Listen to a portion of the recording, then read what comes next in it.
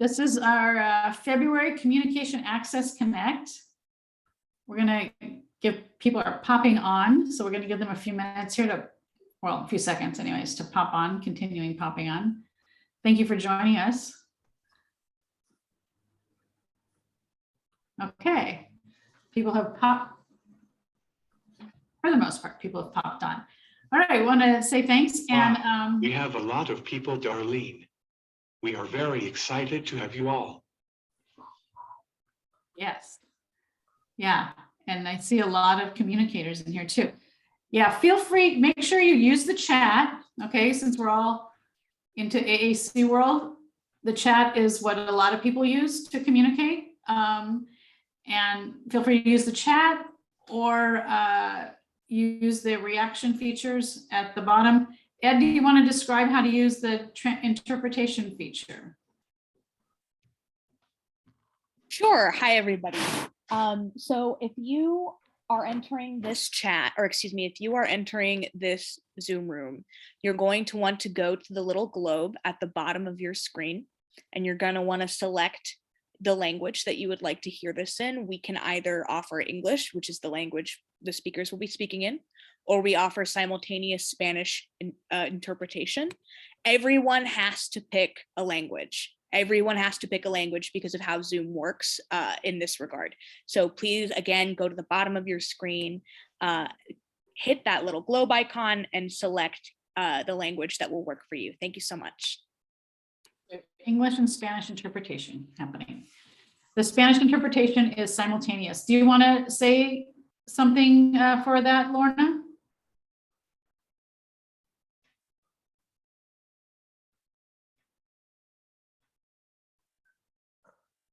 Lorna?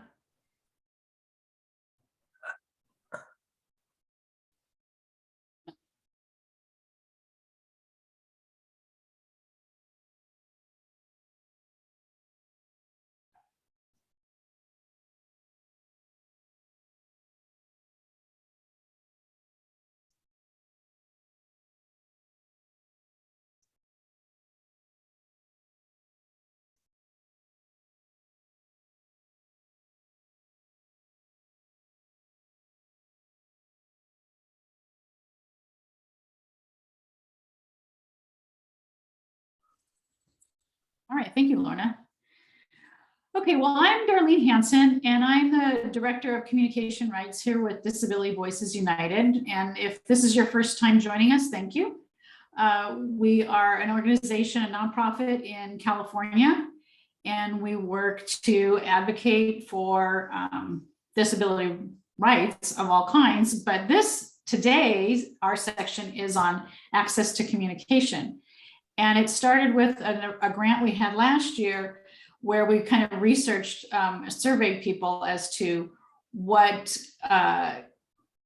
was happening in regards to communication. Did you have access? We took that grant, we put together all our information, we put together a 3-day training, and then in the course of the 3-day training, we said, hey, we got to keep this going because we need to keep talking about this. We need to find out how we can start making some changes because it's not okay that people don't have access to communication. So here we are today. I think, Tim, if you can see, I want to introduce some of the people that are on the committee here with me, or the department. Well, Tim's still typing, so I'll move to William. William is an intern with us. William, you want to introduce yourself?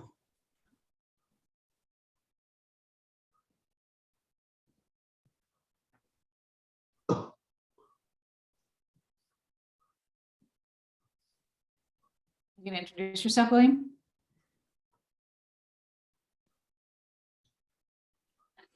Yeah. Go for it. William. So this is William. And he's Hi, I am William. Okay, sorry. There you go. Perfect. And then my assistant director here, our assistant director is Tim Jin. You want to go for it, Tim? My name is Tim, and I am the Assistant Director of Communication Rights for Disability Voices United. Thank you all for joining us. Darlene is my boss, and we are very excited to have you tonight. I see a lot of faces that I know from other groups. Thanks, Tim. Yes. And then we have Nina. Nina, you want to introduce yourself? Sure. Hi, everybody. I'm Nina Spiegelman, and I'm a parent, and I also work for, I do policy work for Disability Voices United, and one of our top policy priorities is everything related to communication rights and access. And I've been working on these projects for a few years.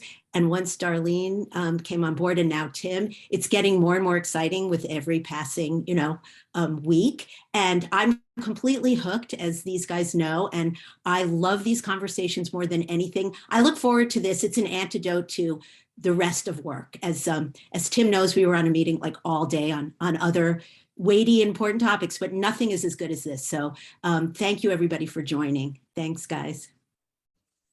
All right. Tim, would you like to introduce our first speaker? Oh, wait, before you do, sorry, did I cut you off? You can ask questions in the chat. We're gonna monitor that. At the end of both presentations, we'll have an opportunity, then we want us all to get into a discussion, and you can raise your hand and you make comments in that at that time. Go on mic, off mic, in the chat. We're very flexible. Okay, so that's kind of how you can expect it to go. Ed, sorry, Tim. Ed, can you, I'm losing my script. We do want to know who you are. So Ed, can you put in the first poll, please, as to just knowing who you are? If you could just real quick tell us, are you a self-advocate, a professional, a family member, or an other, which I don't know what that would be, but identify yourself. Okay. Okay. All right. So, we got one other. Okay. Two others.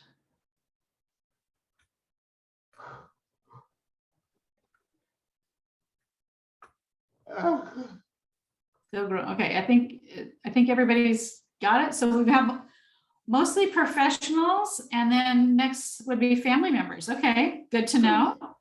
Good to know. William, can I move on that? Yeah, okay. We're going to end that poll. And then we want to know, oh, hang on, you guys didn't see it. There we go. I'm sharing the results, sorry. You guys see that? That's who we are. Okay. The other thing we wanted to know from you today is what age range do you represent? Okay, we couldn't think of a better word than represent. So if you, I don't need to know your personal age, but if you're here because of people who don't communicate well, who are 12, then click that box.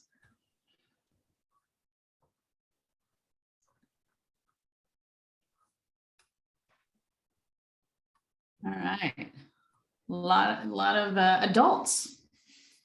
A lot of adults. That's good. It's exciting. Okay, great.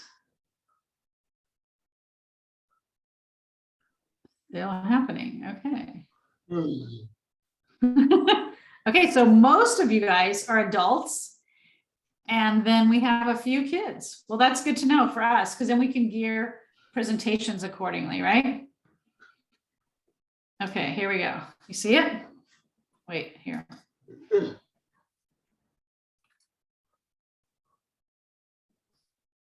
I forget that I'm watching it and you're not, sorry. Now you see it, okay? All right, stop sharing. Here we go. Okay, so that's who you guys are. Thank you for that, because it'll help us for the future. And welcome to all. Tim, go.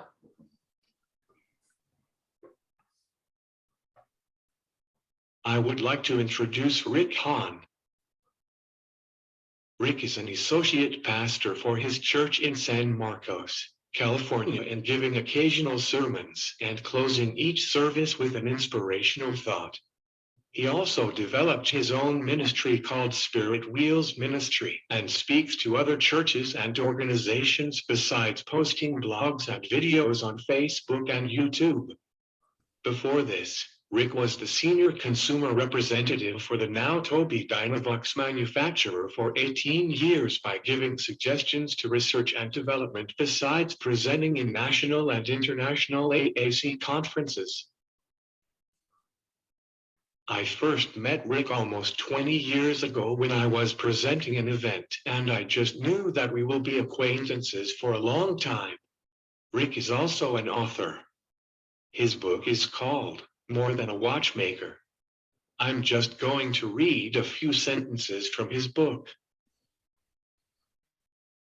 More Than a Watchmaker is the autobiography of Rick Hohn, an amazingly accomplished man who was diagnosed at age 2 with cerebral palsy, which affects all 4 of his limbs and restricts his speech. The doctor who was diagnosing him told his parents that despite his severe disabilities, he would be able to do anything but make a watch. Her conclusion was shocking to them, but still encouraging. The doctor knew he had intelligence, but obviously lacked the fine motor abilities to do intricate work. How true this diagnosis has been.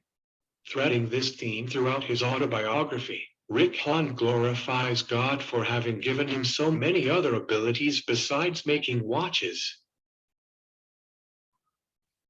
It's all yours, Rick.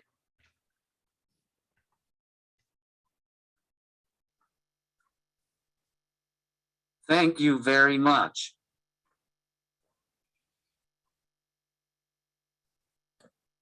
As you know, my name is Rick Hohn near San Diego, and it is my honor to speak to you at Communication Access Connect.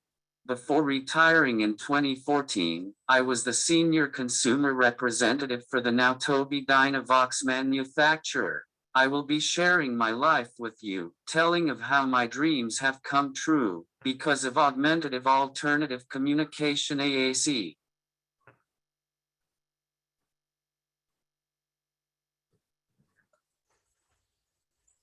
In 1947, I was born with cerebral palsy, seriously affecting my arms, legs, and speech. The doctor was drunk when he was supposed to deliver me and pinched my head with a pair of forceps. Afterwards, a pediatrician that diagnosed me at 2 years with a birth injury that sent wrong signals to my body told my parents that I would never be a watchmaker, but I would certainly be a contributor to society. That was how I picked out the title of my autobiography, More Than a Watchmaker.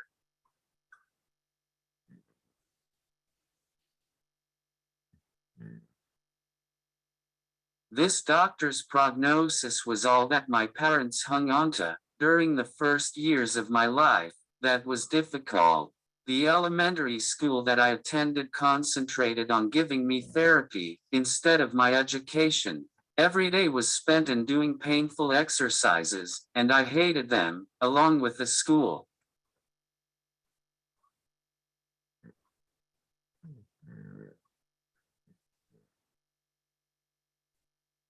A teacher even classified me as being mentally retarded.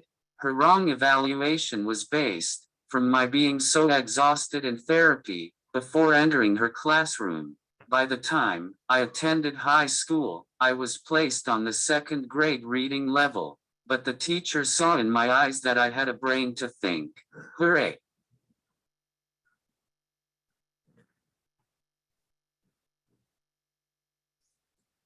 They tried to get me to communicate any way I could.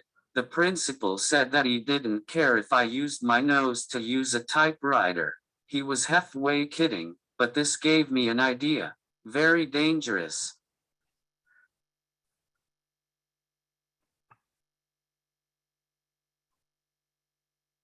For many years, occupational therapy was trying to get me to use an arm brace to feed myself and to type, but without success. My parents explained that the best part of my body was my head. At home, I ran my Lionel electric train by moving its control levers with my chin. The therapy department constantly rejected this idea, erecting a barrier that kept me trapped in my own body.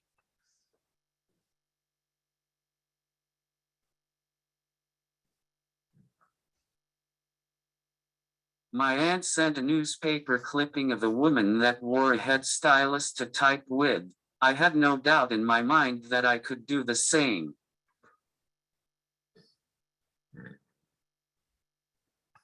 In spite of my occupational therapist's strong objections in not following the textbook, the principal gave my dad the go-ahead in making the head stylus for me to try and type with. The poor therapist did not know what to do or say when I excitedly typed my name in a matter of a week or so.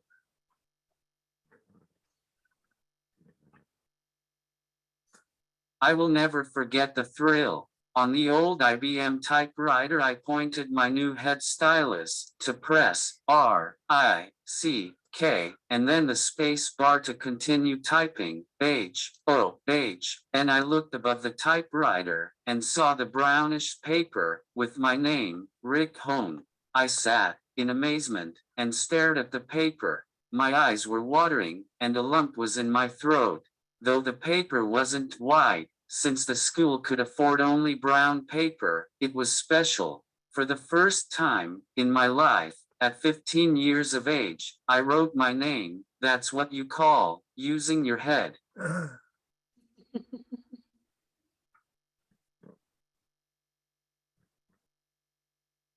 By typing, I could tell everyone what I was thinking. Even more dangerous.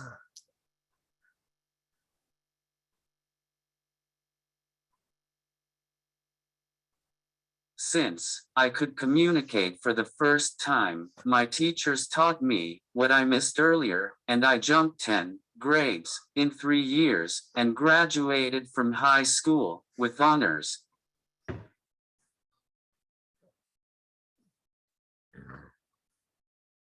The second breakthrough came in 1994 when I received a Dynavox original. A whole new world opened up for me in first teaching an art class.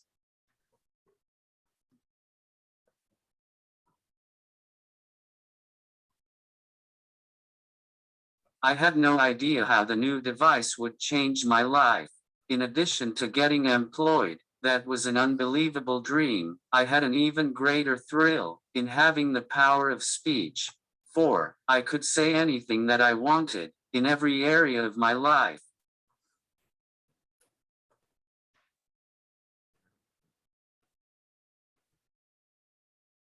For teaching art, I programmed art instructions in buttons and instantaneously could say, dip your brush into colorful paints and attack your canvas with all of your might.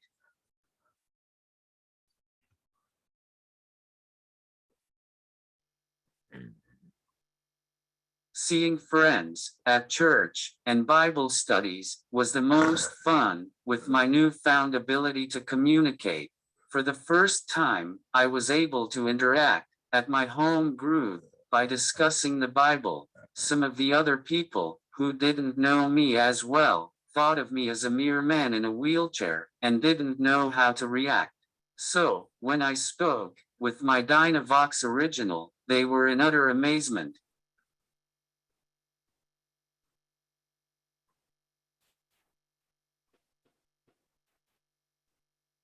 In a little time, I was given the opportunity to lead a Bible study and then preach to the congregation having over 500 members. I especially loved the latter, as I preached a sermon within a sermon about God choosing the lowly to confound the wise.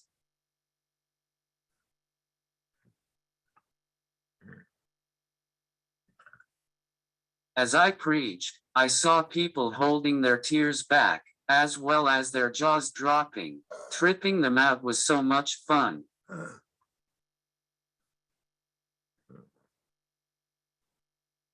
Please allow me to return to talk about my employment. Although I loved teaching art, for a few years, I was looking for a new job. The government reduced my hours, so I wanted some other job to supplement my income, besides Social Security.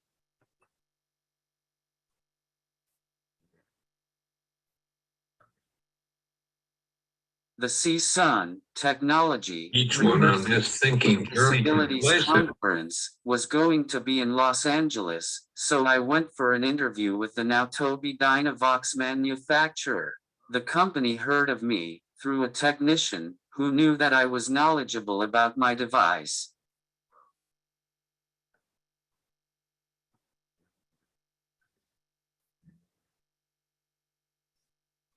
So, Toby Dynavox hired me as their consultant to demonstrate my device and do presentations for 18 years. My responsibilities included leading a consumer representative program, which I did mostly by email, and webcam trainings. The consumer representatives were spread around the country.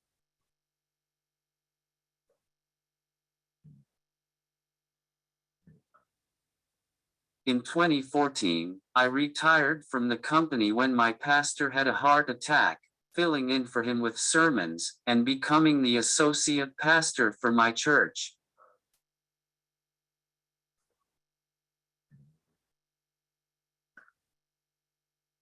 Besides this, I preach in other churches, the greatest joy of mine. Now, different schools, organizations, and churches invite me to talk with them. Also, I established my own ministry called Spirit Wheels Ministry, which is a ministry partner of Johnny and Friends.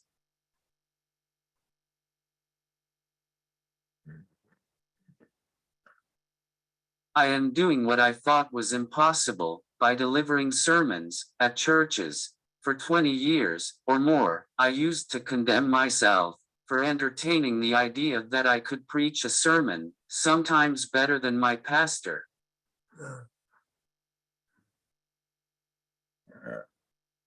Why the audacity to think such a thing when a few people could understand what I was saying? But after discovering the power of speech through my device, all of the sermons that had been bubbling inside me for years is a reality and a dream come true.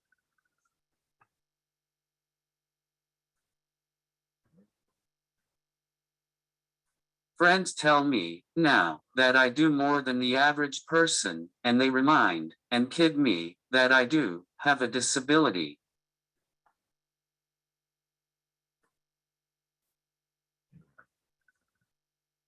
Isn't this a dream for you and your clients also? You can do the same if you want.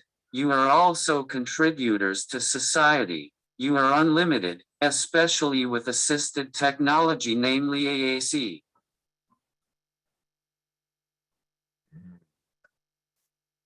Thank you for your kind attention. Thank you, Rick. That was great. I want to read a few things that came through on the thread so that while Rita's talking, if you want to prepare something to respond. Was that a good idea?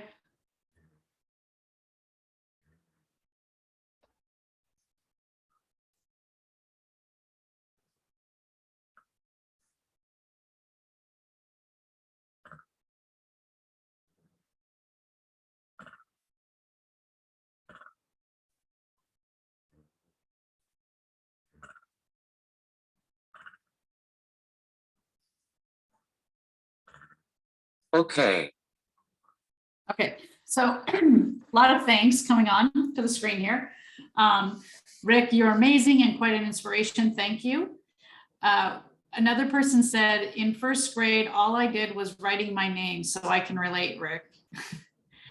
I think they mean literally all they ever did was write their name.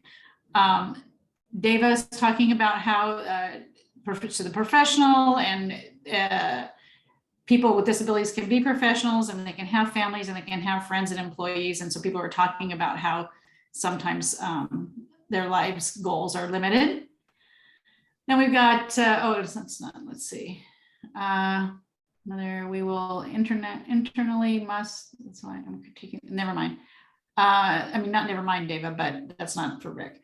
Rick, you are awesome. I am so hopeful for my son to be finally able to communicate. Rick, you're truly inspiring and gifted. Awesome. William says, each one on this thinking journey can place it out there that Rick gives us hope. Each one of us. Okay. And let's see. Dave, I'll have you introduce yourself after Rita speaks, and it's hopping around. So 1 second. Okay, so well, hang on. Sorry, the screen is hopping, so I'm trying to see where I've read and where I haven't read. Okay, David, do you want to come on and explain what you're talking about for a second here? I don't know. You'd have to unmute yourself. I believe you can.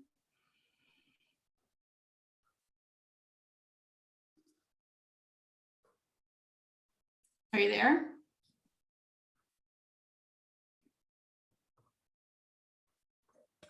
I believe you said you're a AAC user, so I'm going to try and find you on my screen. Okay. Go ahead, Tim. Rick, I'm always learning from you. The only thing that I look up to you is how you always engage with your audience. Do you think you have the same approach when you are speaking in church? Are they more accepting to your church message?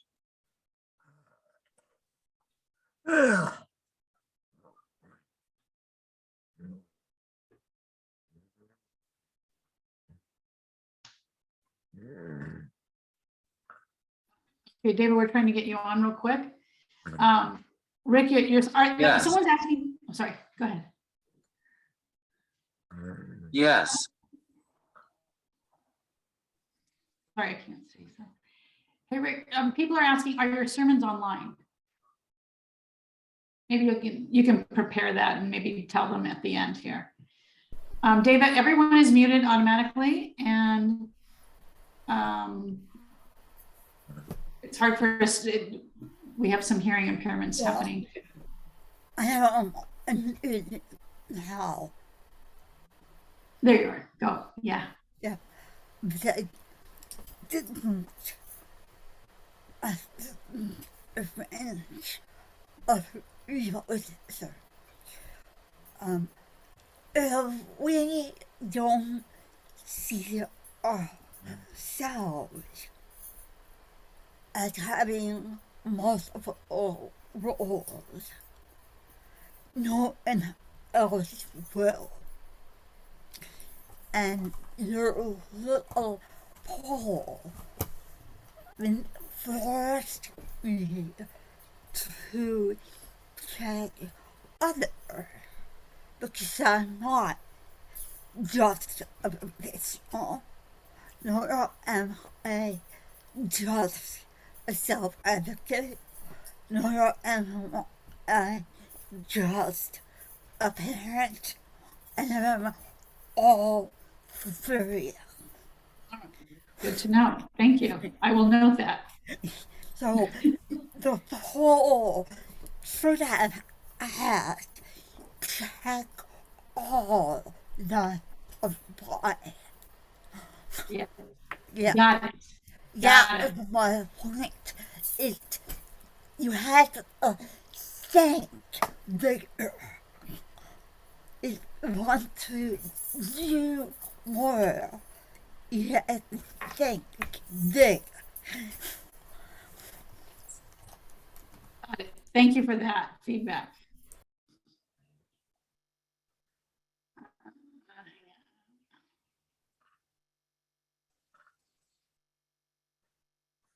I want to unpin you over Miss Polly. There you go. Okay. All right. Oh, Ryan's saying that you officiated his wedding, Ryan Duncanwood. Okay, I'm going to turn this over to Rita now. I'm going to introduce you. And I'm going to have Ed's going to, there you go. Thank you, Ed. We're going to pin Rita now while Rick can generate his ideas for the second half here. Rita Rubin is a parent. She's a longtime advocate.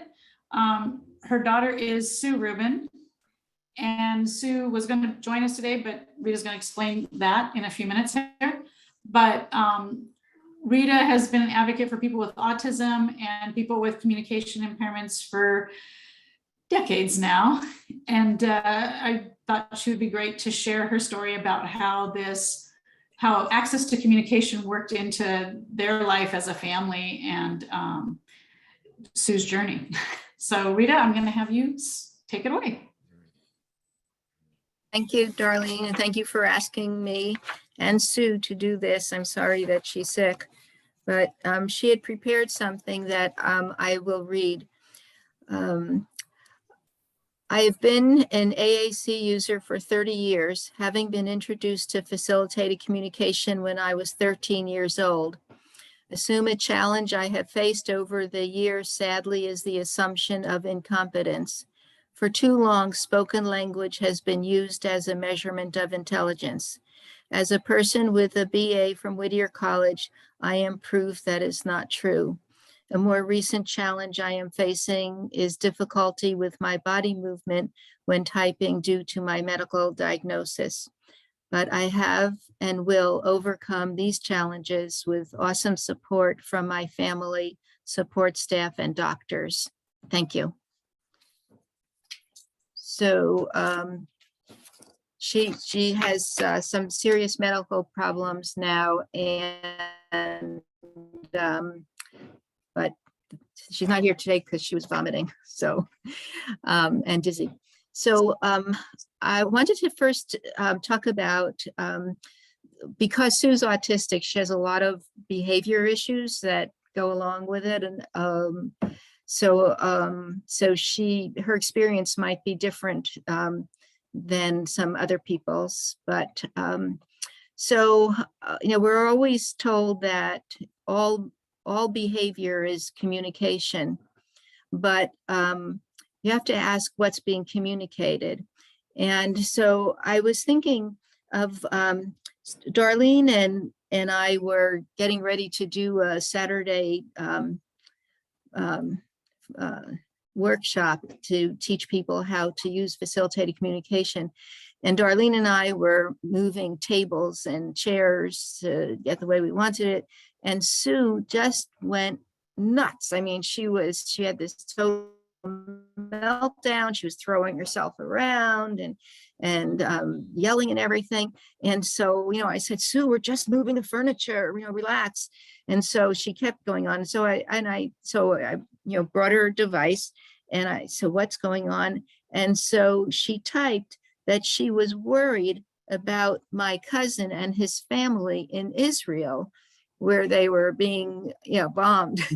And so, we say, okay, all behavior is communication, but the way I was looking at it was that she was, I never in a million years would have thought that her behavior was due to her thinking in her head about Israel. And so when you look at behaviors, in people who are limited in their speaking or in their communication, you have to think about what are you really looking at, and not to to jump to conclusions. But I wanted to talk about, starting with Sue. She was in the public school system, and she was in special day classes from infant STEM until high school. And she had opportunities to go into regular classes, but she was there as a guest. Not really, people didn't really think that she was getting anything out of it. And then in 1991, she was introduced to facilitated communication. And fortunately, Darlene was her speech therapist.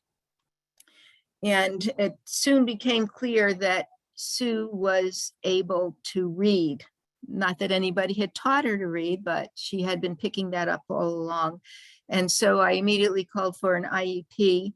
And as soon as my husband and I realized that she could read, our next thought was, well, she's going to college then.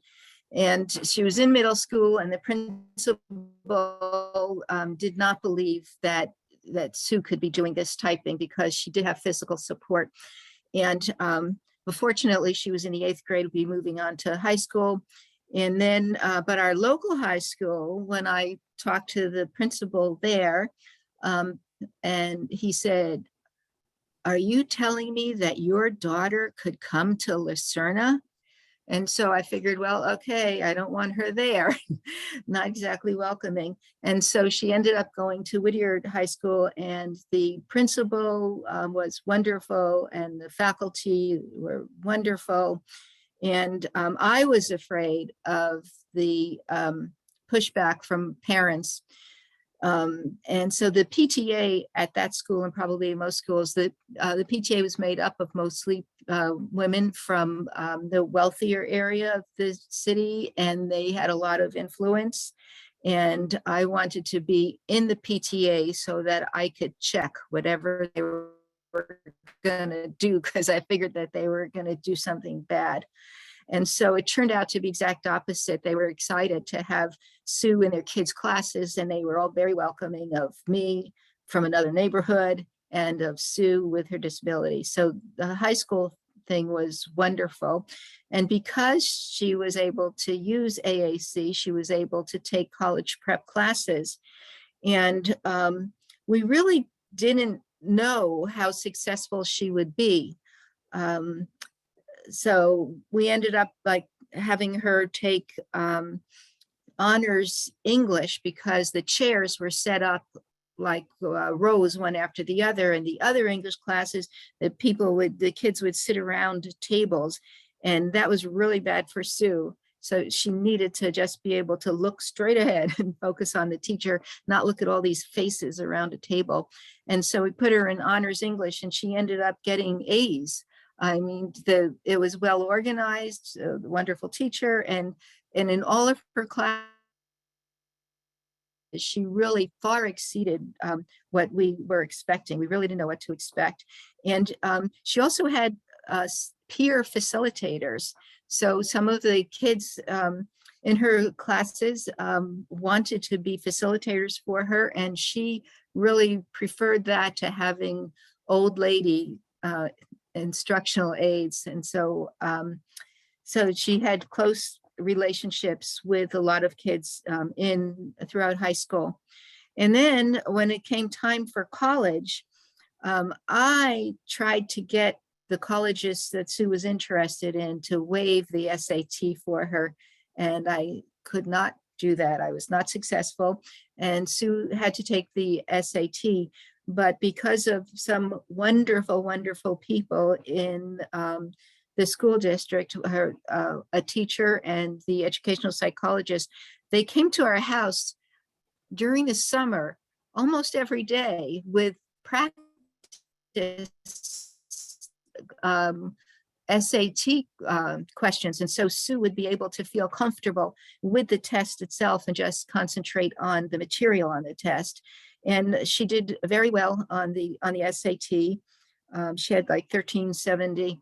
And then she also had a very high GPA because she was taking honors and AP classes. And so she had like a 3.8 or 3.9 GPA. And so she wanted to go to Whittier College because it's local. And my husband used to teach there. He taught math. And so she was familiar with the campus and the college. And so they gave her a $38,000 academic scholarship. And so I contacted them and I said, well, I know that a student has to be a full-time student to get a scholarship, and you just don't know who Sue Rubin is, and she's not going to be a full-time student. And so they said, they thought about it for a while, and then they said, no, she's a part-time student because of her disability, not by choice. And so they gave her the $38,000 scholarship. And so what Sue did was before the semester started, she always met with the professors and, had casual conversation with them, and then talked about the best way to teach when she was in their class. And so what the professors did was they would ask a question, and then so then Sue would be able to type the answer, and then they would call on other kids to answer, and then they would go back to Sue, and then she would give her answer. And so she did the same work that everybody else did. She was given longer time to do assignments, but she didn't take it, because if you start doing that, you fall farther and farther behind. And so she didn't do that. And then for taking tests, she took her tests in a separate room, a different room with a proctor, or in the professor's office with him watching her and the facilitator. And so the reason was that she makes little noises all the time, and sometimes the noises were big noises, and the students got used to her noises in the classroom. But if they were taking tests, we didn't think that was fair for them to have her background noise. And when she was in the classroom with her noises, sometimes she would get too loud, and it was really, really very hard for her to maintain herself, to keep the autism from exploding. And if she couldn't, she could feel it coming on, and she would type to her behavioral aid facilitator that she needed to leave the room. And so very often she would leave the room and be in the hallway and continue listening to the lecture. And so in her case, the college did not provide a facilitator. I know at Syracuse, the Syracuse University did for students, but Whittier did not. And they told me that they did not have to do that. And so Sue had a wonderful, wonderful college experience. It took her 16 years because she was taking either 1 or 2 classes each semester because her typing was so slow. And she wrote papers that were just as long as everybody else's, but for somebody else, if a paper took 3 hours for a regular student to type, for her, it would be more like 3 days. And so it took her 16 years to get her bachelor's degree, but the whole 16 years was wonderful. She just soaked up learning. She loved it. And she even went to Cuba with her Latin music class. She was a Latin American history major. So college was great. She had, there were some problems. I'm not saying it was all wonderful. She had one English teacher who every time she got excited, her voice pitch would go higher and higher. And sometimes for people with autism, that's like chalk, making that awful noise. And so she dropped the class because she could not stand the sound of that woman's voice. So she graduated after 16 years. Now, when she decided, she wanted to go to college, and so she has a brother who's 2 years older than she is. And when her brother went to college, he moved out of the house, and when he went to college back east. So when it was time for Sue to go to college, she said she wanted to move out of the house. So we said, well, Sue, it's going to be really hard.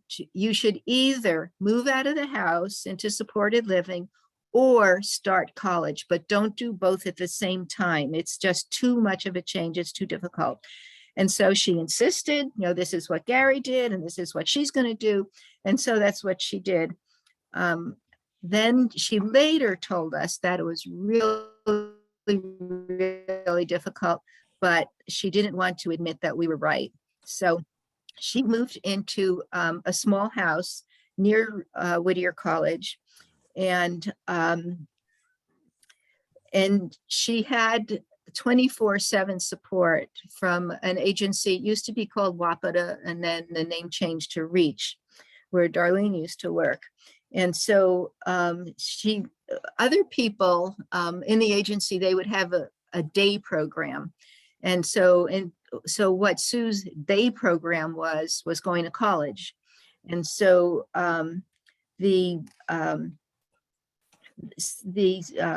some people often ask me, where did the money come from for her to be living out of our house? And the agency negotiated with the regional center, which is in California, state money, for that. And also she had in-home support services and SSI. And REACH also does some fundraising because the money from the regional center really isn't enough. And Sue has the ability, when hiring staff, HR would interview people and look at them. And if they thought it was a good fit for Sue, they'd send the person by, and then Sue would interview them. And it was Sue's decision to hire them or not. And Sue also could fire people, which she has done. And she would just have to tell either the supervisor or me or a trusted person in her life that she wanted that person gone, and they were. So after Sue graduated from college, what she wanted to do was to be an advocate for other people. And so what she wanted to do was to start her own business and be self-employed. And so she wanted to have a micro enterprise, which is just a very small business. So we went to the regional center and, said that we wanted to meet with vendors who would pay for this. And the regional center had absolutely no vendors who could do this. And so we hired somebody privately. And so Sue started a business called Sue Rubin Consulting. And before COVID, she saw people in person at the Reach office, or she used GoToMeeting to advise families and people on the spectrum on autism, inclusion in school and the community, on post-secondary education. She had a lot of people contacting her wanting to know about that, and of course on communication. So another area, and also she was doing that up until very recently, until she became too ill to do that. And she did have she got a grant from Autism Speaks. So people could contact her and take advantage of her consulting business, and it was paid for through this grant from Autism Speaks. So another area that's become important for us is her being able to communicate using AAC in the medical area. And the doctors that she's gone to, the doctor she's seeing now, they have absolutely no problem with a non-speaking person. I mean, this is just the way she communicates. And so they respect her, treat her as an intelligent person. They speak directly to her. And she usually can describe her symptoms. Sometimes she has difficulty determining like what part of her body isn't feeling good, but other times she can tell you what's happening. In fact, she sent a text today, feeling awful, dizzy, like motion sickness, making my stomach upset. So, it's important for us to know what's going on. And so she's not conserved. People often ask me that. We do have power of attorney just in case she's in a situation where she's not able to communicate. But she signs all of her own papers when she goes to the doctor and all those things that you have to sign. And I actually have used the power of attorney recently because I had to get a lot of records from our local hospital to bring over to the UCI, University of California, Irvine. So, and also it's important for vision. A lot of people who don't have a way to communicate never know that they need glasses, and there's no way for people to know that they need glasses. And so it's important. She uses AAC, of course, for her vision checks. And recently, Margaret Bowman, who's a neurologist at University of Massachusetts, gave a 1-hour webinar on the deficiencies of treating people with disabilities, especially people who are limited or nonverbal. And it goes on and on. These people are just not getting the proper medical care because first of all, doctors don't know how. And if you can't communicate, it makes it harder, even if the doctor is well-meaning. So the medical part is really important. Then I wanted to talk about her using AAC in recreation. Before COVID, she loved to travel. She loved to go on cruises. And she did go on one cruise with us as a family, and my son and his wife and the grandkids and all. We all went, and Sue had a staff person with her. So we all had a great time, but that was the only cruise that she was with the family. All the other cruises that she had been on have always been with staff people. And in fact, Darlene's daughter was on one of her cruises. And so so cruising, she loves cruising.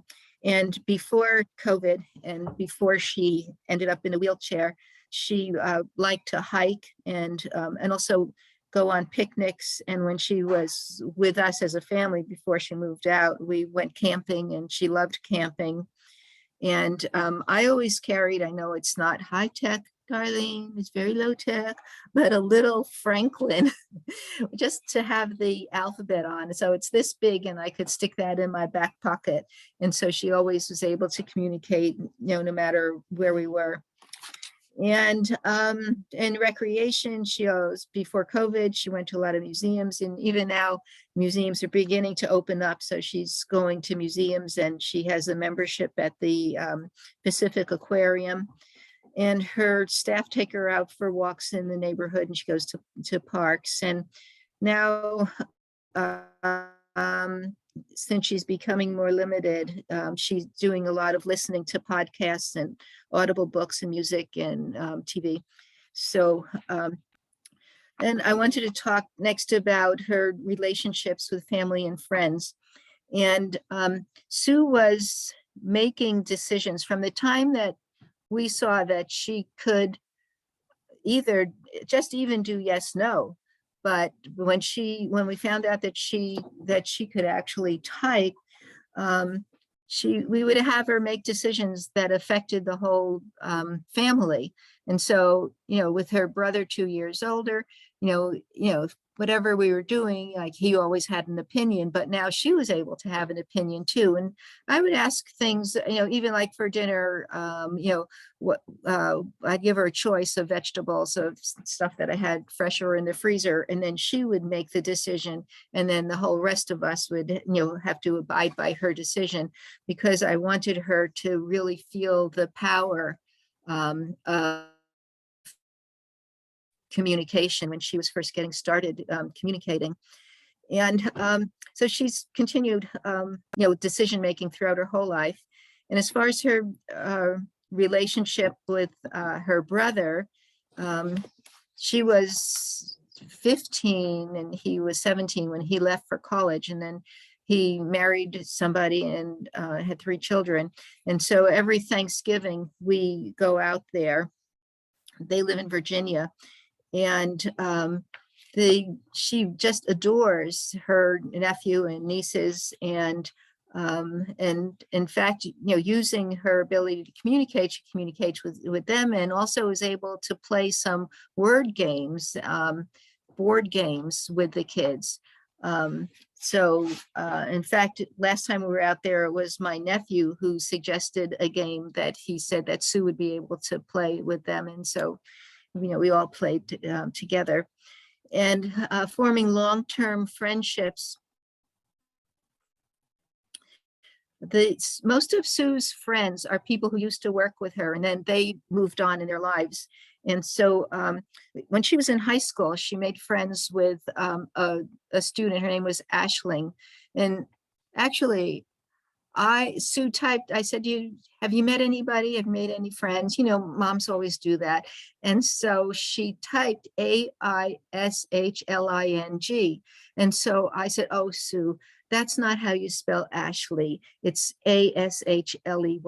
Well, it turns out that Aisling's mom is Irish, and that's a very common Irish name. And so Sue was right, I was wrong. And so they were friends since high school.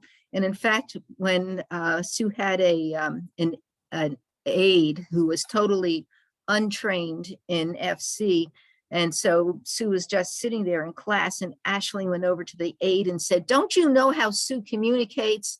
And so Aisling took over and was able to be Sue's facilitator in class.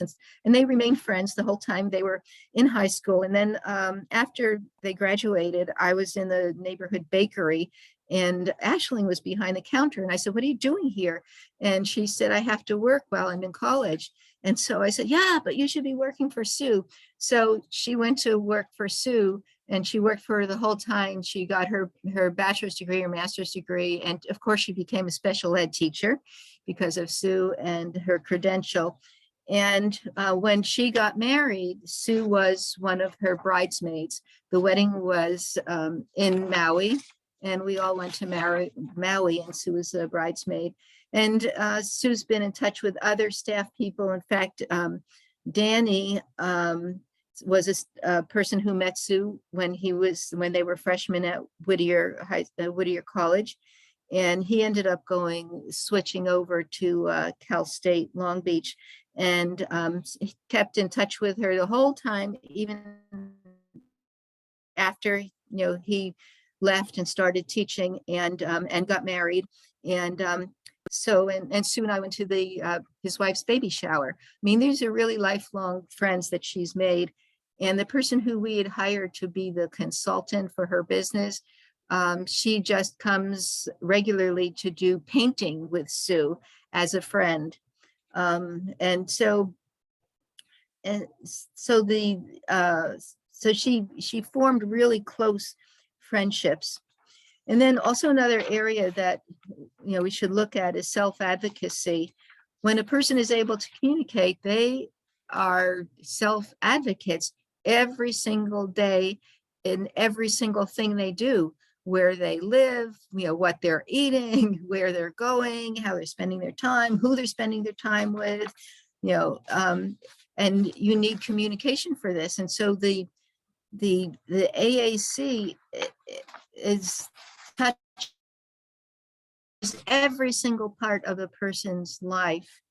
And I wanted to address very briefly some of the barriers. One of the barriers is that with the method of communication that Sue uses, that she needs a communication partner with her. And so you need somebody who is trained. And so training is constant. It was a problem when she was in high school. It's a problem now. Fortunately, I can train her staff. And so they get training at Reach, but I could follow up on it and make sure that they're doing it right. And so also the thing that Sue felt was frustrated about in college was that often she knew the answer, but wasn't able to type it fast enough, and other students, would say the answer before her. And it's the same thing now and then too, but with conversation.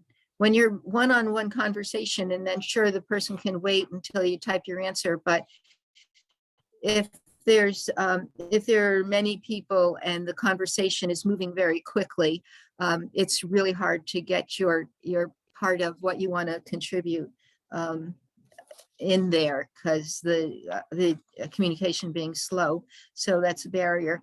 But as far as using AAC in the community, it's not been a problem. People just don't see it as a problem. The only people who see it as a problem are speech therapists, right? So, okay, thank you. And I'm sorry that Sue wasn't here for you to meet, and because she is truly an amazing person. I'm proud to be her mom. Yeah, thank you so much, Rita. That was awesome. And yeah, I always love listening to Rita's tell her story or their story, because she's got the whole picture and went through so many different pieces. And I think you conveyed most of them, if not all of them. That was awesome. Thank you. Thank you. We have a lot of My people sermons saying, are on YouTube and my website, Spirit Wheels Ministry. and I posted that in the chat too. So scroll up, I can do it again, but Spirit Wheels Ministry, it's up at minute 450. You'll see they're listed there along with some other stuff above it. So thank you, Rick. Yes. That's where you can find it. So Rita, people are saying thank yous, of course. Mike is reminding us to check out the usaac.org, USAC. It's the U.S. Society for Augmentative and Alternative Communication. That's a good idea. Thank you, Rick. People are saying, well, I would love for my son to have a friend. Yeah, and Tim and I were talking offline here. A lot of people saying thank you about natural supports like friends and family, and making sure that, or trying to get it. I mean, I shouldn't say making sure because it's hard, but trying to always look for opportunities to train as many communication partners as you can, just naturally. I can think of a little 7-year-old where when I walked into the classroom, his friends were all gathered around and they were pressing the buttons on the Proloquo to go and talking with him. And I just sat there going, why did I need to be here? Because these 7-year-olds figured it out. And I take it, you guys have got it. So I think the natural supports that Sue has, even using my daughter as an example, she was comfortable going on the cruise with Sue because she knew Sue from the past. She didn't know how to support Sue's communication, but she knew how to support him. She knew what I did for a living. So she was just comfortable with it. So finding people who are comfortable and making them comfortable, I think, is a good idea. People saying thank you. Oh, a lot of people saying they hope Sue feels better soon and they send her love. And does Regional Center see you as a trainer, or do they pay you? Me? No. Yeah. And then people are asking about getting supports. Where do you find people? Hi, Rita. I hope that I can meet your daughter one day. When your husband and you found out that Sue could communicate, what did it feel like as a parent? It was so overwhelming. This is really weird, but sometimes I'd just be driving around town doing my usual errands, or I was working then, going to work or something, and I would burst out crying. And it's not that I was sad, but the emotional impact was so great that it was like I couldn't contain it in my body. I mean, it was amazing because Sue was 13. I mean, I thought that I knew her. I mean, I knew that I knew her, and I knew what her trajectory would be in her life, and I had it all figured out. I got onto all kinds of boards, the Regional Center board and TASC, and all kinds of things, because I knew what was happening, and I was totally wrong. And it was an amazing feeling. I can't even describe what it was like.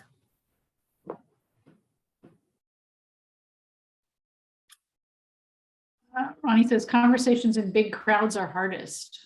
Rick, you might want to talk about that. How do you organize yourself? Or Tim even. And then Kathy's asking, where would you find a trainer? What is the criteria that needs to be met to be an FC trainer? Check your Facebook page today. There's a coaching opportunity on there. You can go to the Wellsprings Guild to find a list of us, but we all are offering coaching for FC. This is for FC trainers. Facilitated communication is what FC is. Let's see. Yeah. Any of you guys as communicators can talk about being a communicator in a crowd or in a big conversation. Williams, you said, thank you for sharing about Sue. This made me feel good about finding more of what I need for communication supports. People, people, people. Tommy says, Rita, I can so relate. Did you feel any resistance to accepting Sue's communication? Many parents find it difficult to make the shift. Good to see you. Absolutely no resistance. Absolutely not. I know that a lot of people feel that way, and it was very frustrating when sometimes in our school districts where Darlene would be working with kids at school and then try to bring the parents in and they weren't interested, and I could never get that. I mean, both my husband and I were just we were just so excited. It was wonderful. I never ever I didn't I didn't think that, I don't know, I didn't judge her. I mean, you know, she was communicating and I believed it and believe in her. David's reminding us about, and she has it posted here at 5:05. You want to scroll up, about communication first. And she describes the organization. It's a wonderful national organization doing a lot of work on policy change and advocacy. I love communication first. So you can check out their mission statement and then also check out their website and learn more about all that they're doing, because they're an amazing group of people. Are you part of it, Deva? All right, well then you guys are an amazing group of people. A lot of us who did disability politics under Clinton, like Bob Williams, yeah, you guys are making some headway here. So hard to, Tommy says, so hard to understand, but I see it often. Yeah, it's hard sometimes. Oh, Dave was an advisor. Maybe Tim and Rick can talk about it, about their family and the acceptance of AAC in your world. Yeah, go for it. When I'm in a big crowd, it's very overwhelming. Sometimes I can't get my point across. A lot of times, I target one random person that I never met before, like a total stranger, and try talking to them, and oftentimes they get to know me and we get other people interact with me. That's where your personality has to come in, right? I have several statements like,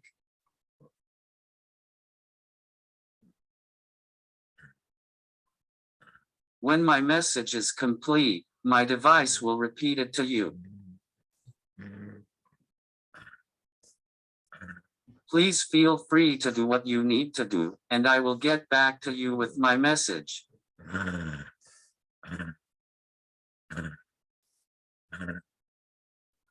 Please feel free to guess if you think you know what I am trying to say, so that we will have more time to talk.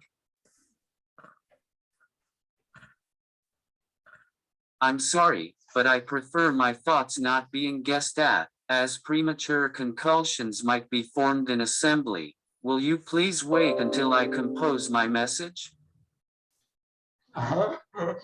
Good one.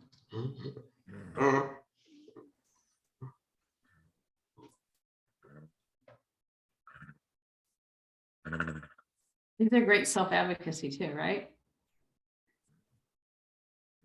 Yeah.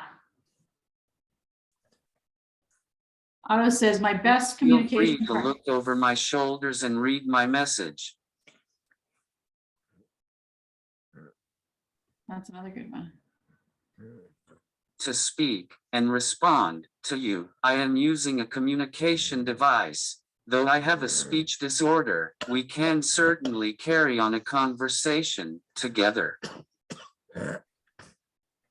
I want to tell you something in private.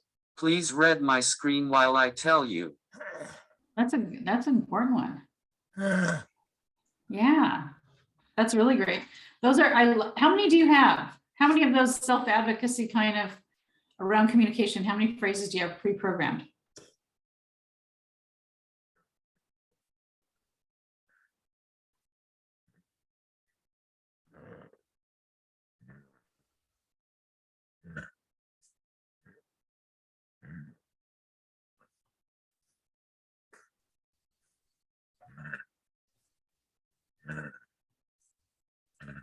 Six.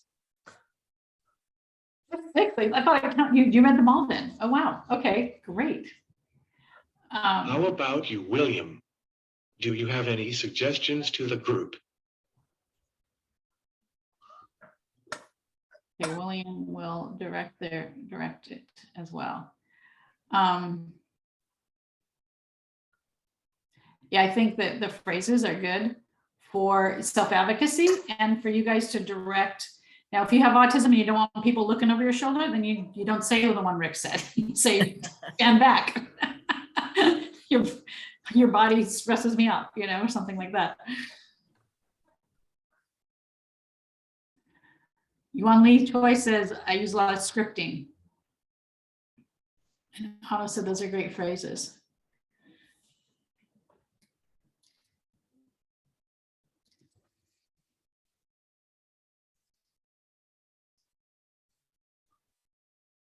Talking to random people is not advised unless you feel comfortable. Good point. Good point for anyone, right?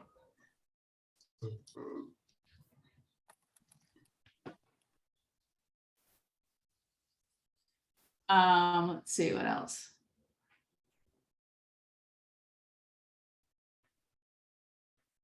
Okay, so one comment that comes through here is, and this comes up all the time, especially as a speech and language person, is that if you give a person who doesn't speak, especially a little kid, who doesn't speak, a communication device, then they're not going to learn how to talk.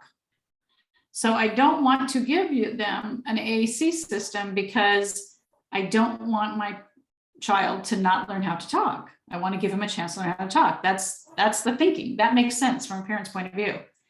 However, and you guys can speak about if you ever had that experience, any one of the three of you, but the research says the opposite. So right away, you can just automatically say, and it's not like current research, it's decades of research. So that's never been true. And so, but it's a natural thought. I get that, but it's not true. Okay, so it's a myth. All right, so feel free to jump right on that myth gently, especially as a parent. Have to know I am worth the wait while typing. No, I'm worth the wait while typing. Say it again. That's what he said.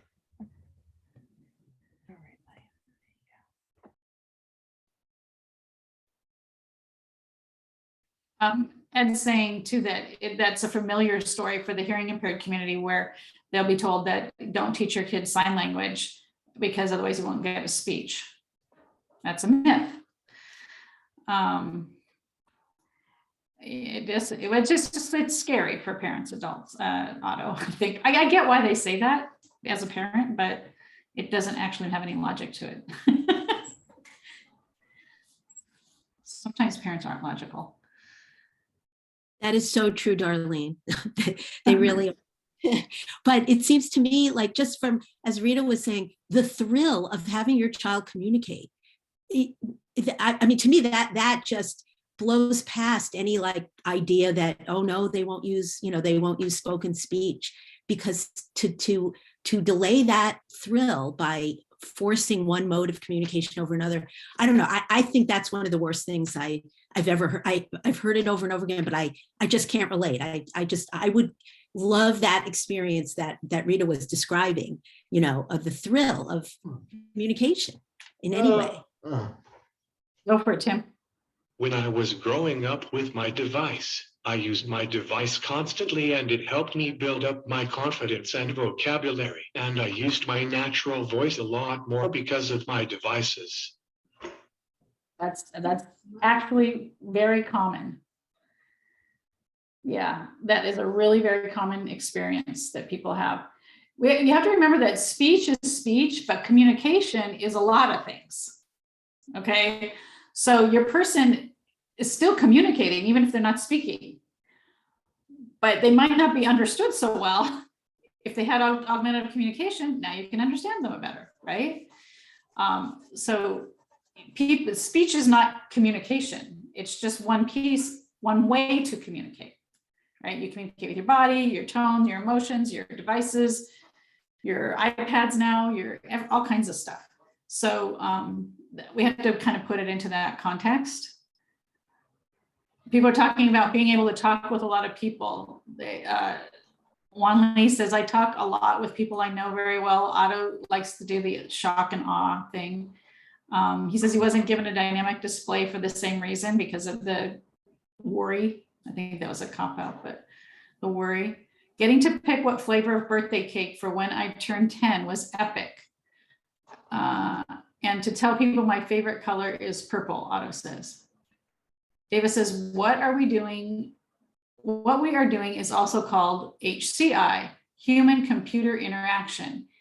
It is an interdisciplinary part of computer science. AAC is a part of HCI. Instead of stigma, HCI is a high status. Ooh, we might need to capitalize on that, Deva. That sounds worthy. Otto, you can't drop that trivia and not tell us what the cake flavor was. And Gil Addison says, will we be able to view this webinar? Yes, it'll be on the communication interchange that Disability Voice United has. We'll put that in the chat again in a few minutes here. Well, here, yeah, she's talking about, there it is. Thank you, Ed. Oh, can you, okay, sure. Thank you for the prompt. I'm gonna go back up to 5:12. I love the time stamping. Wait, where is it? Okay, here. What would you tell a parent who has given up on her child being able to use a communication device? I met a mother and her daughter who had cerebral palsy, who no doubtedly was smart, but her mom said that they could not find a method that worked. She found that very sad. What would you tell a parent in that situation? Rita, you want to go while you're, and Tim, I don't know, do you have any suggestions? I would just keep searching for, I don't know where they live or, you know, but I would keep searching for a different or better speech and language pathologist, somebody who who's knowledgeable about AAC.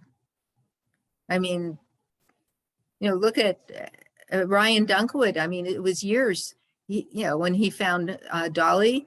I mean, how many years ago was that? Long time, Ryan. You're getting kind of old. Yeah. But, you know, things have been around for a long, long time. I mean, it shouldn't be that difficult to find, you know, something that works for someone. And Mike, you have something you wanted to say. You want to, can we unmute Mike? Here we go. Mike Hipple. You have your hand raised.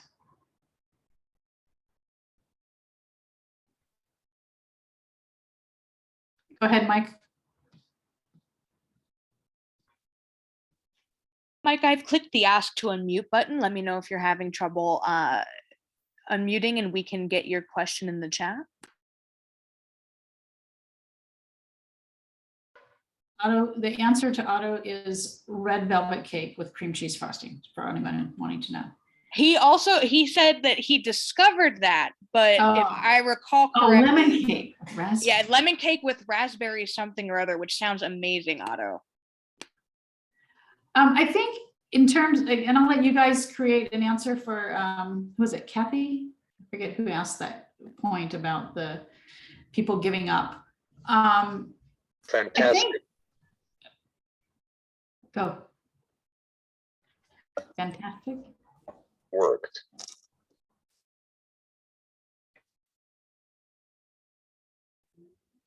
I need to hear what I am typing because I have a language delay. Maybe Darlene can explain what that is.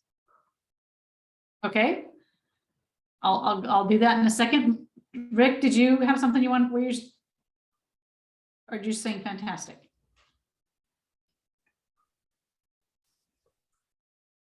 Speech therapist. I need to hear what I am typing because I have a language delay. Maybe Darlene can explain what that is. In. Well, Mike, I'm going to let Rick had started talking. This is what happens when you use AAC. So 1 second, Mike, and I don't know, Rick, are you finished with what you were saying? You said it's fantastic speech therapist. That's what he has to look for, right? Yeah. So in terms of hearing it, we all process information differently. Some people process it better visually. Some people process it better auditorily. And whatever channel works for you is what you should use. So if you are a person who has to hear it, then you have to hear it. It also gives you time to process. I think timing is in there as well. It's a personal experience. And the important part is that if that's what you need, then people need to accommodate you with that and meet that need. That's the most important piece. You have a lot of fantastic speech therapists in California. Yeah, I think too, as far as for people, families or whoever kind of giving up in a sense, I guess that's kind of what it sounds like. It's about support and having a community, you know, like if they joined this group, for example, they'd see all these people communicating in all these different ways. It's motivating. And it's easy to get tired. And I mean, it's a lot of work, right? To find all these things out and to learn how to do it and to get the equipment and get trained people and all of that is a lot of work. So being supportive and getting a community, I think, is a helpful thing. Wan-Hee Choi, you want to unmute yourself? Oh, Mike's also unmuted now. Okay, Mike spoke, I think, wasn't it, Mike? Asking about No. the speech? Oh, sorry, Mike, go. That.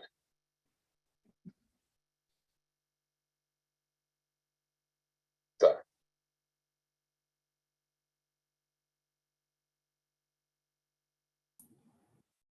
Bridge.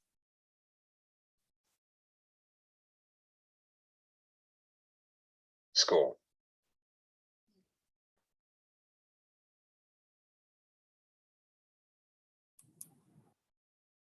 Have.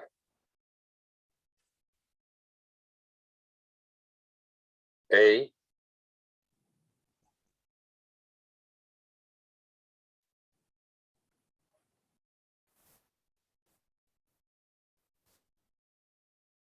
Group.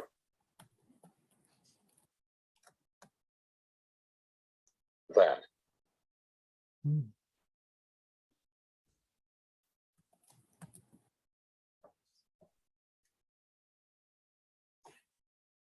Go.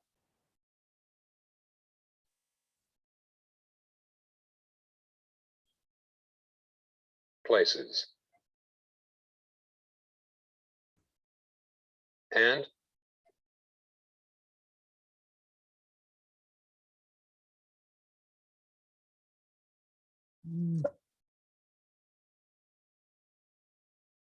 I want.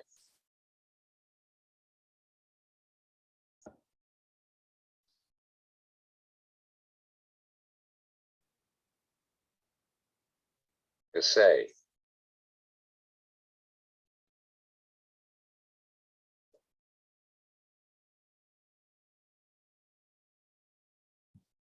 You have. One.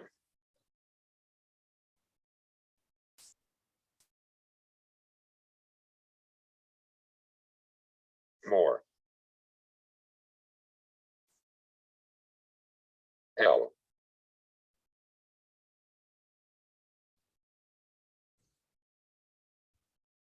O. R. G. Organization. In. C. California.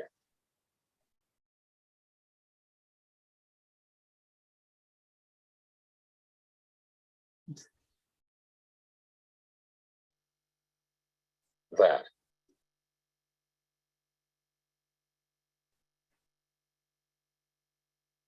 Do.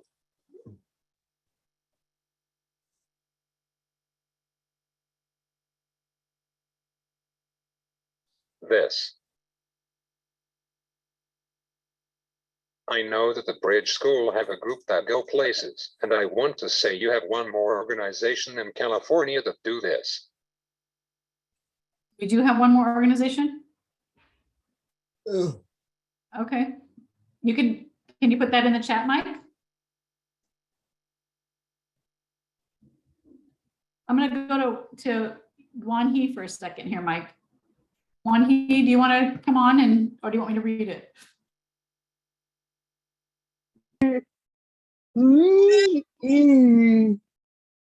Okay. I hope you're saying your name right. I'm sorry if I am not. How should I explain to people that in-person conversations are difficult for me? What do you guys think? I think you just say that. You say, in-person conversations are difficult for me. I mean, it's their problem if they don't get it. It's you're explaining yourself. You don't need to justify yourself, right? Yeah, I don't think so. Darlene, maybe in the next session, we can unmute everyone so that other non-users will know what it's like to communicate with someone that uses a device and how most individual users can held several different conversations in our heads while we are speaking. That's a good idea. It's quite a dance, isn't it? Quite a dance. Okay, we have 3 minutes before our translators and our 5:30 mark comes up. So I'm just going to go back. Kathleen says, AAC has let me be a professional speaker, although my speech is significantly affected by my cerebral palsy. People have been blown away by my presentations. Elaine says, thank you to everyone. Mary Schulter says, Alicia communicates with her expressions, tone of voice, and body placement, and does not use ASL writing, typing, or take interest in computer touchscreens. She uses 3 words, mom, no, and hot, and she continues to encourage YouTube and iPads and music videos, and wants to incorporate photographic pictures of food. Yes, she's 20 and has speech therapy from 2 to 18. I listen to the responses to the other persons with a similar issue. Any feedback for me? So any feedback about getting her 20-year-old daughter to get into increasing her communication through some means, it sounds like you're saying. William says, the thing I want to say is keep on trying to communicate. People can feel overwhelming and it is okay to let them know. Darlene, could I respond to Mary quickly? Please. Something's happening outside with our weather here. In Whittier. It's very Yeah, bad weather right now. My shutters are like going crazy. Mine too. Okay, so I wanted to talk about her daughter not using an iPad or things like that. And I know, Darlene, you know, because you've known Sue all these years, but it's really very difficult for some people to just have that flat screen. And so, oh my gosh, it's making a record. Okay. And so Sue has to have a device that has a positive, like you push the letter down and then your finger pops back, comes back up. She has to have that feeling, and she can't use a flat screen at all. And so just because Mary's daughter is not using an iPad, that doesn't mean that she can't use another kind of AAC device to type. And I just hope that she's able to find a communication specialist like you, Darlene, who would be able to help her find the right device, because I'm sure there's one out there. And I would love to see her daughter be able to communicate more than 3 words or use body language. Thank you, Rick and Rita. We really appreciate you. This was awesome. Awesome. Thank you all very much. This was very good. If you want to join us next month, we'll be talking, we're always going to do a follow-up. So next month, we won't have a presenter. We'll just be talking, and hopefully we can talk some more about all these issues that are coming in on the thread. I'm very excited about everybody that participated and listened. I know Tim is, because I can see his smile. This is a new group, and we're ready to make some moves with it. So thank you all very, very much.